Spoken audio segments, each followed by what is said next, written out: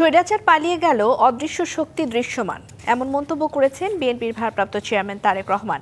যে কোনো পরিস্থিতিতে দলের নেতাকর্মীদের ঐক্যবদ্ধ থাকার আহ্বান জানিয়ে তিনি বলেন, ভিন্ন মত থাকবে কিন্তু দলের সিদ্ধান্ত মেনে নিতে হবে। আর বিএনপি মহাসচিব মির্জা ফখরুল ইসলাম আলমগীর বলেন, কালকে জন্ম নেয়া দল আর মুক্তিযুদ্ধ বিরোধীদের বিএনপির সমালোচনা সাজে না। কিশোরগঞ্জের নরসন্দা নদীর তীরবর্তী পুরাতন স্টেডিয়াম মাঠে শনিবার অনুষ্ঠিত হয় জেলা বিএনপির ত্রিবার্ষিক সম্মেলন। অংশ নেন জেলার 21টি ইউনিটের বিপুল সংখ্যক নেতাকর্মী।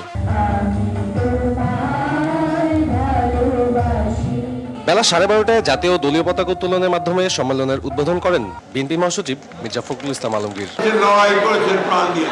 অনুষ্ঠানে বিএনপি মহাসচিব বলেন, নির্বাচন সামনে রেখে কালকে জন্ম নেওয়া ও 71-এ মুক্তিযুদ্ধে ভিন্ন অবস্থান নেওয়া কিছু রাজনৈতিক দল বিএনপির বিরুদ্ধে ষড়যন্ত্র করছে।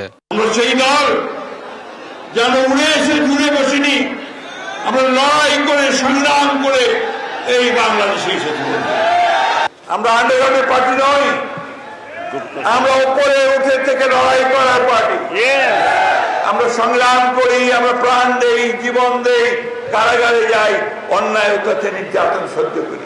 লন্ডন থেকে ভার্চুয়ালি যুক্ত হন দলের ভারপ্রাপ্ত চেয়ারম্যান তারেক রহমান। বলেন, স্বৈরাচার পালিয়ে যাওয়ার পর অদৃশ্য শক্তি মাথাচাড়া দিয়ে উঠছে।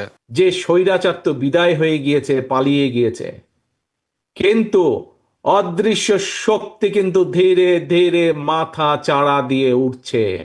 মনে আছে আপনাদের, এই কথাটি আমি বিভিন্ন সময় বলেছি। আজকে থেকে প্রায় 1 বছর আগে আপনারা বহু মানুষ সেদিন সেখানে উপস্থিত ছিলেন।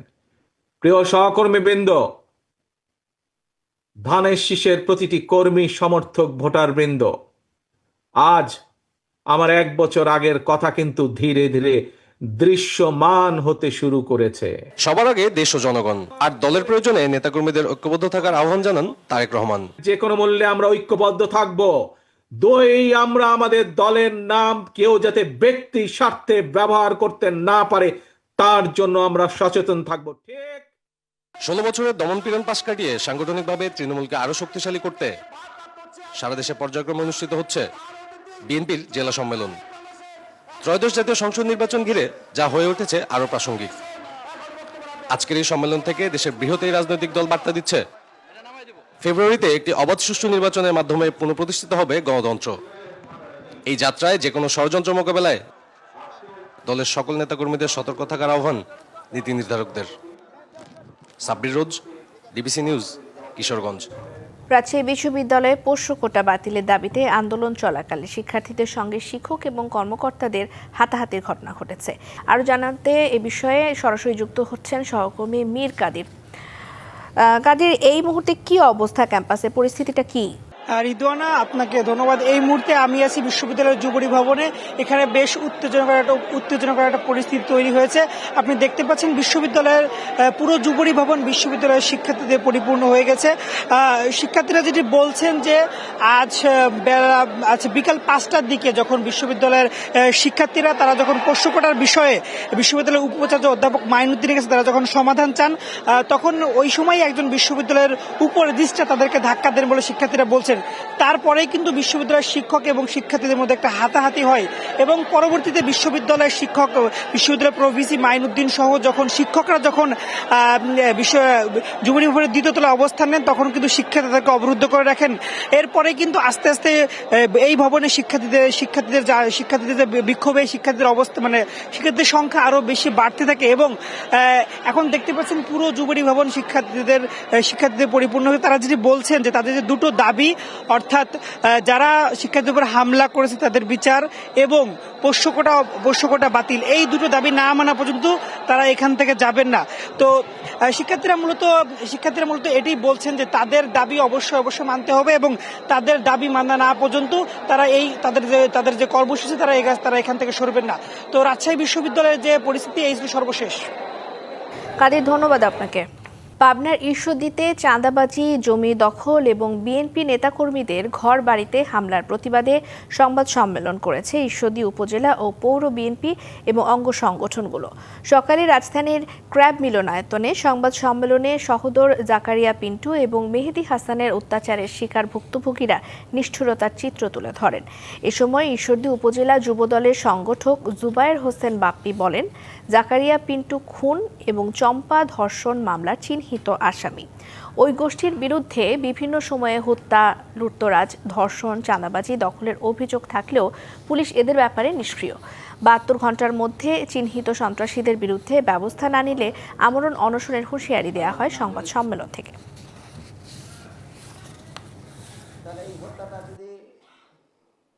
ফেব্রুয়ারিতেই ত্রয়োদশ জাতীয় সংসদ নির্বাচন। সারা দেশ প্রস্তুত হচ্ছে একটি অবাধ, সুষ্ঠু এবং গ্রহণযোগ্য নির্বাচনের জন্য।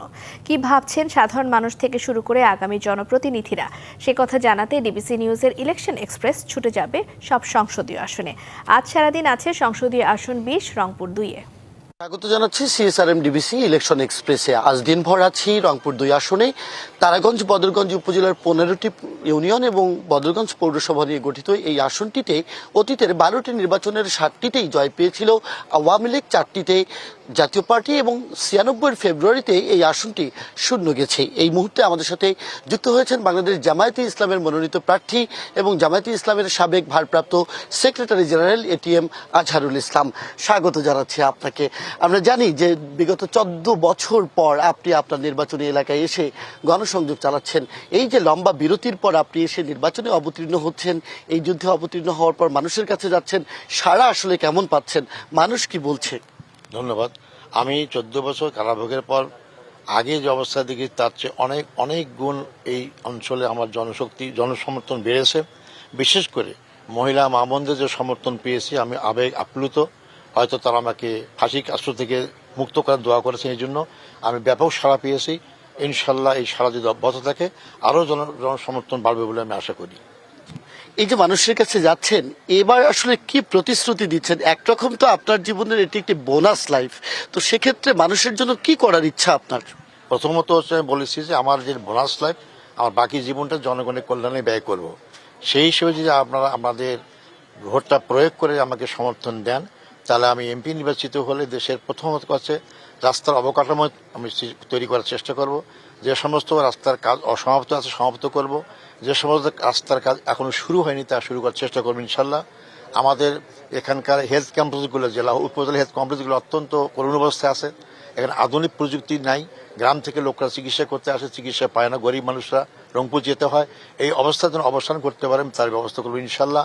যে সমস্ত শিক্ষা প্রতিষ্ঠান, মাদ্রাসা হোক, কলেজ হোক, স্কুল হোক, এমপিভুক্ত হতে পারেনি, বৈষম্যের শিকার হয়েছে তৎকালীন সরকারের আলমে, আমি সেই সমস্ত শিক্ষা প্রতিষ্ঠানের শিক্ষকদের যাতে এমপিভুক্ত হতে পারে তার ব্যবস্থা করবেন। অর্থাৎ অনগ্রসর এই অঞ্চলকে এগিয়ে নেবেন। আরেকটি বিষয় জানতে চাই, এই যে দীর্ঘ 14 বছরের তো একটা বিরতি আছে, রাজনীতি থেকে আপনি বিরত ছিলেন যেহেতু কারাভোগ করেছেন, অন্যদিকে আপনার দল এই অঞ্চলে কিন্তু কখনোই বিগত সময় নির্বাচিত হয়নি।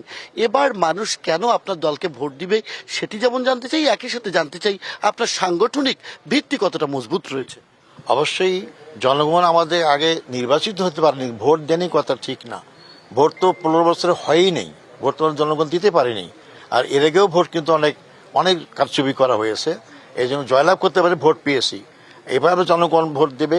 আমি মনে করি 2টা কারণ। একটা, আমি নির্যাতিত, জনগণের কারণে নির্যাতিত হয়েছি, ফাঁসির আসামি, জনগণ আশা করতে পারে আমি বেঁচে থাকবো, আমি বেঁচে এসেছি, এই জন্য জনগণ আমাকে গ্রহণ করতে চাচ্ছে। 2 নম্বর হচ্ছে 15 বছরে সাধারণ জনগণ যেভাবে নির্যাতিত হয়েছে, ঘরে থাকতে পারতো না, জেলখানা যেতে হয়েছে, তারা এই নির্যাতনের হাত থেকে বাঁচার জন্য তারা বেছে নিয়েছে আমাকে, যে সে মজলুম, সেই যদি এমপি হতে পারে আমাদের জনগণের উন্নয়ন করতে পারবে, এবং সেই জন্যই মনে করি জনগণ আমার পক্ষে থাকবে ইনশাল্লাহ। আজকে আপনার এলাকার জনগণ এই গণমাধ্যমকে কাছে পেয়ে অনেক অভিযোগ করেছেন, বিশেষ করে আপনার এখানে একটি মেলার নামে অশ্লীলতা চলে এবং এখানে লটারি বা জুয়া চলে। এই জুয়া নিয়ে বদরগঞ্জের মানুষ খুবই ক্ষুব্ধ প্রতিক্রিয়া ব্যক্ত করছেন, রাজনীতিকরা তাদের পাশে দাঁড়াচ্ছেন না। এই বিষয়ে আপনার পর্যবেক্ষণ কি? অত্যন্ত পরিষ্কার কথা, আমার কোনো অবৈধ কাজ আমার সময় করতে দেব না। সেটা জুয়া হোক, হাউজি হোক, যাই কিছু হোক না কেন, এটা আমার ইমানি দায়িত্ব এবং জনগণের বাচ্চাদের নৈতিক অবস্থা ধ্বংস করে দেয়, মানুষের টাকা পয়সা উজাড় হয়ে যায়। এই অবস্থা থেকে জনগণকে মুক্ত করার জন্য এই সময় অবৈধ কাজ আমি আমার ক্ষমতা বলে যা করা যায় তাই করবো ইনশাল্লাহ। আগামীতে আপনি নির্বাচিত হয়ে আসলে বদরগঞ্জ তারাগঞ্জ নিয়ে আপনার পরিকল্পনাগুলো যদি একটু সংক্ষেপে বলেন। আগামী নির্বাচনে বললাম কিছু তো আমি উন্নয়ন কাজ করবো ইনশাল্লাহ। এই বদরগঞ্জ তারাগঞ্জকে আমি জনগণের কল্যাণমূল্য যত কাজ আছে করার চেষ্টা করবো ইনশাল্লাহ। তার প্রথম পদক্ষেপ আমি নিজেই একটা মেডিকেল সেন্টার খুলেছি বদরগঞ্জে, এই তারাগঞ্জে খোলার চেষ্টা করবো ইনশাল্লাহ। কারণ এখানে আমাদের অবহেলিত লোকরা চিকিৎসার খুব সমস্যায় পড়ে। অর্থাৎ স্বাস্থ্য, শিক্ষা এবং যোগাযোগের গুরুত্ব দিবেন।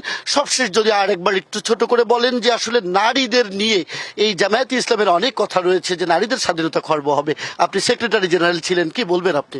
না, এটা তো অভিযোগ, কিন্তু নারীদের ক্ষমতা খর্ব করেছে আমরা, এতে কোনো প্রমাণ দিতে পারে না। নারীদের অধিকার তো আমরাই দিয়েছি, তো অভিযোগটাই যে সত্য হয়, সত্য তো না। আমাদের বিরুদ্ধে অনেক অভিযোগ করা হয়েছে, সব কথা কি সত্য? সবটা মিথ্যা প্রমাণিত হয়েছে। না, আমি সেটি বলছি না যে অনেকে মনে করে জামায়াতে ইসলাম ক্ষমতায় গেলে নারীদের স্বাধীনতা খর্ব হবে। সবচেয়ে বেশি স্বাধীনতা পায় নারীরা। ইসলাম অনেক ধন্যবাদ এবং কৃতজ্ঞতা আমাদেরকে এই পর্বে সময় দিয়ে সহযোগিতা করবার জন্য। সিএসআরএম ডিবিসি ইলেকশন এক্সপ্রেস রাত 9টার খবরে যুক্ত হবে বিএনপির সাথে, জানবে নির্বাচন কেন্দ্রিক তাদের প্রস্তুতি এবং এই অঞ্চল নিয়ে তাদের পরিকল্পনার কথা। থাকুন সিএসআরএম ডিবিসি ইলেকশন এক্সপ্রেসের সাথে। ডিবিসি সংবাদে এই ছিল এখনকার মতো। ডিবিসি নিউজের সংবাদগুলো পড়তে ভিজিট করুন dbcnews.tv আর ভিজিট করুন ডিবিসির ফেসবুক পেজ এবং ইউটিউব চ্যানেল। ডিবিসির সঙ্গেই থাকুন।